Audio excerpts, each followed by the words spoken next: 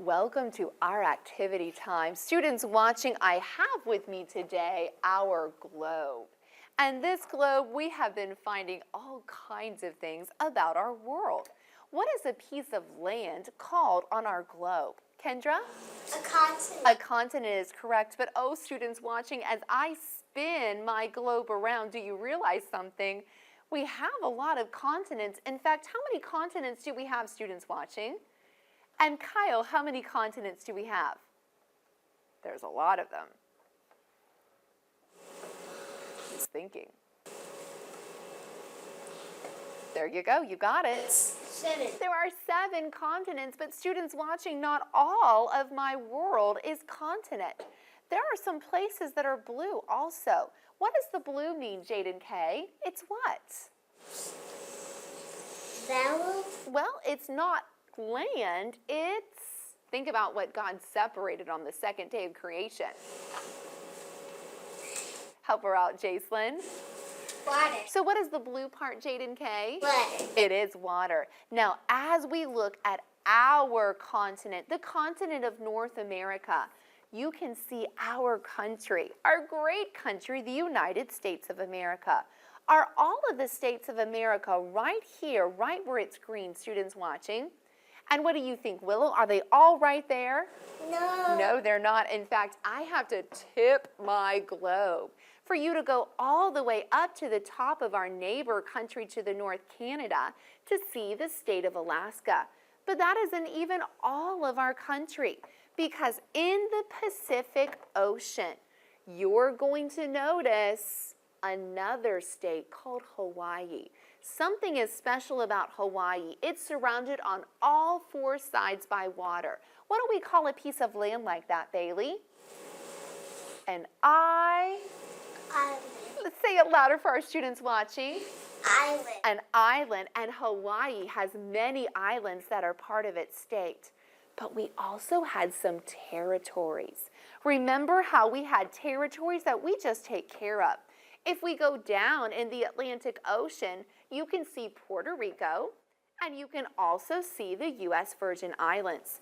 But when you travel all the way across and down on the Pacific Ocean, that is where you come close to American Samoa, and you also get very close, which is way, way, way down, to Guam, which is right in this area here. Now, American Samoa and Guam, they're also surrounded on all 4 sides by water. Students watching, what is that piece of land called? And Isaiah, what is that piece of land called? Island.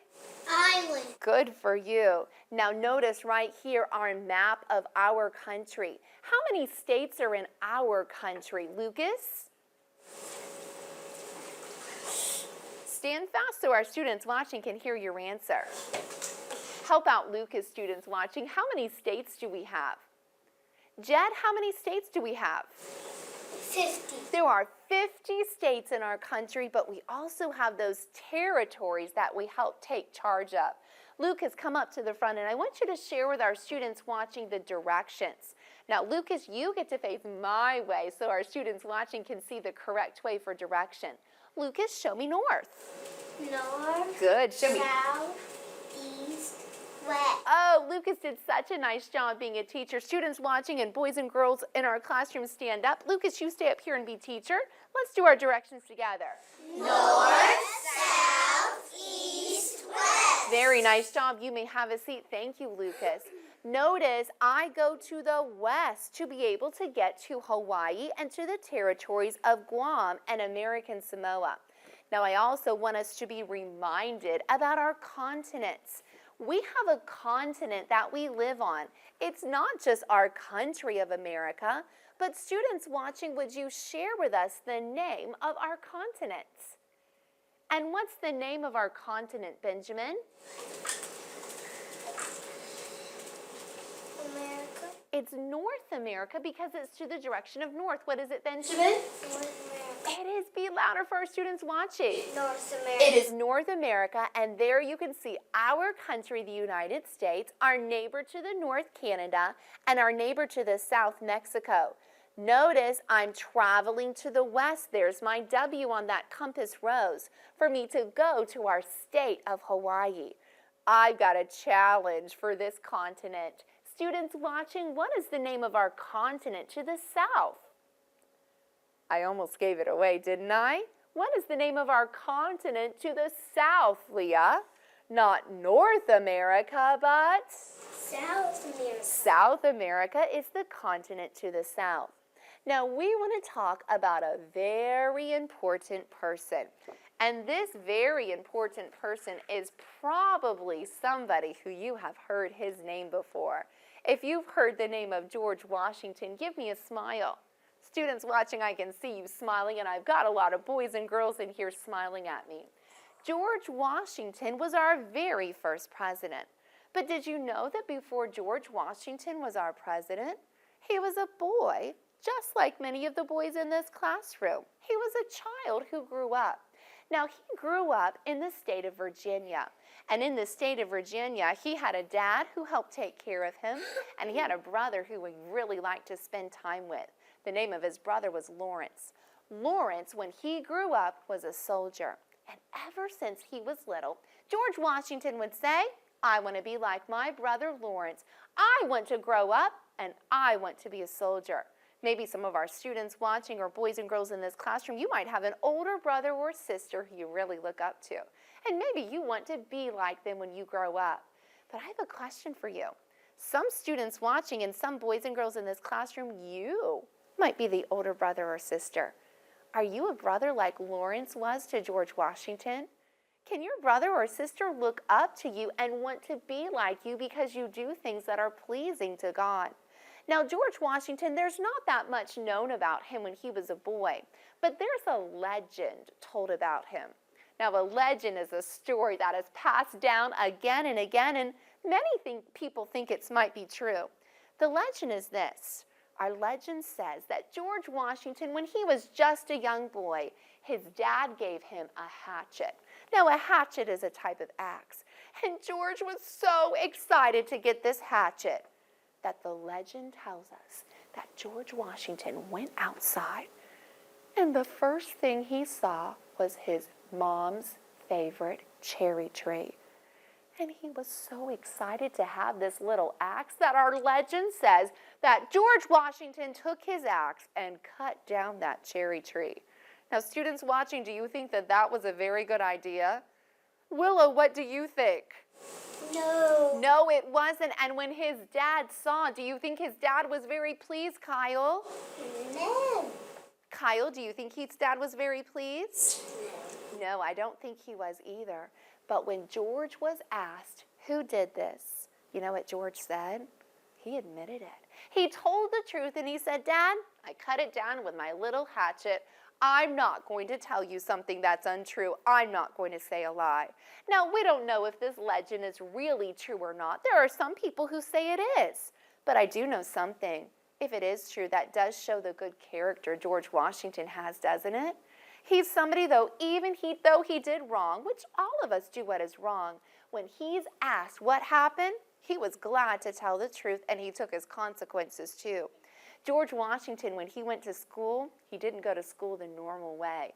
I don't know that we have any students watching who go to school this way, but George Washington, to get to school, he didn't ride on a horse. He didn't walk. Instead, he took a little boat called a ferry.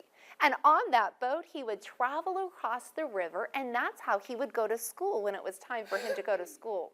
I don't know about you students watching and boys and girls in this classroom, but I think I might like to take a boat to school someday. Just travel across the water, take it easy, and then be able to go to school and learn. Now, George Washington wasn't a soldier right at the very beginning. In fact, he became a surveyor. A surveyor is somebody who says, this is your land, this is your land, and he makes sure that the boundaries, the division, the places between the land are very clear.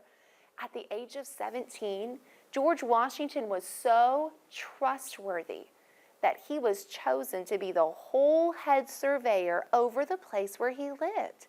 That's not very old, is it? But again, it shows us that good character that George Washington had. Well, George Washington continued to live and he continued to grow up.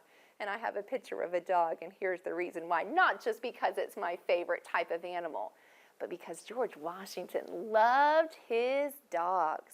And he loved to take his dogs fox hunting.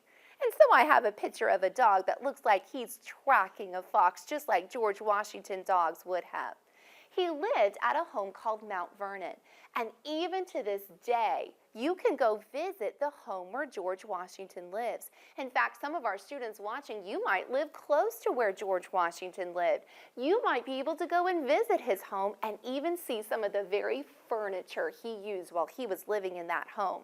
He married a lady whose name was Martha Custis, and she was a widow. That means her husband had died, and she had 2 children whose names were Jack and Patsy, and George Washington helped raise them as his own family.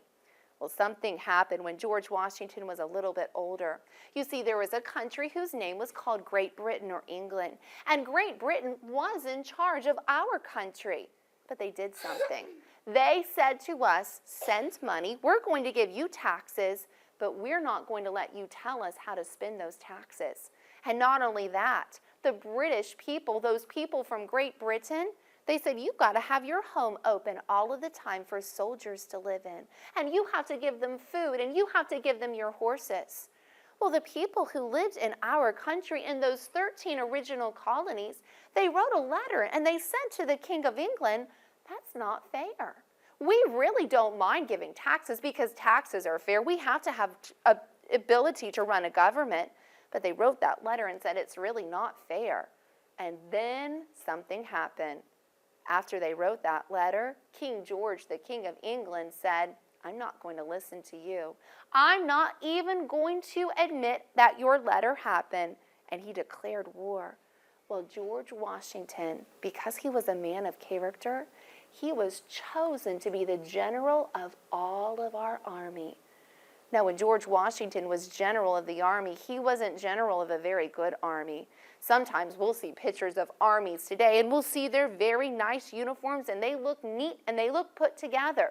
But George Washington really had an army of people who were farmers, maybe people who worked with animals or worked with the ground. And they were just there because they wanted to keep their land safe. And they wanted the King of England to listen to them.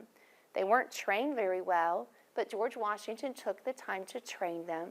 And they took the time to work together and do a job. You know, sometimes students watching and boys and girls in this classroom, you might have a job that you say, oh, I don't know how to do it. I haven't been trained. Well, be like George Washington's soldiers. Listen, practice, do your very best. You know, there's even a story told about the first winter that George Washington was with his soldiers. They were in a place called Valley Forge, and it was very cold. His soldiers didn't have a lot of money. In fact, our history books tell us that there were many times they had to take rags and wrap it around their feet because they didn't have shoes. But on Christmas Eve, George Washington thought of something. He said, if we can get across the Delaware River, I think that we could win a battle against the British soldiers. So really quietly, George Washington got with his soldiers and they got into some boats. They wrapped some rags around the oars so the oars wouldn't make any noise in the water. And they began to row across the river. Silently, quietly, they rowed. And when they got to the other side, guess what?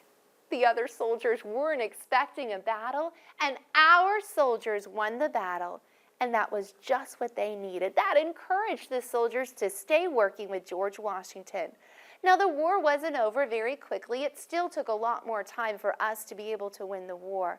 But they were faithful about their job, and then our country was free. Well, when it was time for us to find a president, everybody in our country knew who they wanted. They wanted a man of character. They wanted somebody who could finish a job and do it well, and it was George Washington. George Washington was elected to be our president 2 times. Now, we still elect our presidents today, and we elect them for 4 years. So he was elected for 4 plus 4 years, which is 8 years. And at the end, when he was done, he said, that's it.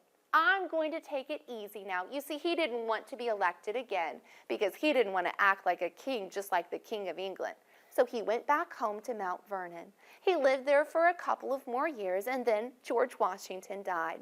But you know, there are some ways that we remember George Washington. George Washington, he is remembered by something you can see right here on my picture. Do you see this big, tall monument? It's called the Washington Monument, and that is in Washington, D.C. Maybe you've even heard of Washington, D.C. before. We probably have some students watching who live close to Washington, D.C. That is our nation's capital, and it was named for George Washington. And you can go and visit the Washington Monument. Something else that you can see is you can see this quarter. We use this quarter if we want to buy something sometimes. Well, the picture of George Washington is on the quarter. And one more thing we can remember George Washington by is this dollar bill. He's got his face right on that $1 bill. Now, I have a poem that I want to share with you about George Washington. The poem is this. It says, honest and brave, he did his duty, secured the freedom of our land of beauty. We give him honor, everyone, father of our country, George Washington. Did you notice how I said the words father of our country? Did you know that's a name that we call George Washington? Many times he's called the father of our country just because he's really the one who got us started in that right direction. You know, we know about George Washington, that good character. It started when he was young. When he was asked, did he chop down that cherry tree? He was honest. He said so right away, and then he determined to do what is right. What's known about you students watching? Boys and girls in this classroom, are you known even at this age to have good character? We definitely want to have good character like the father of our country, George Washington.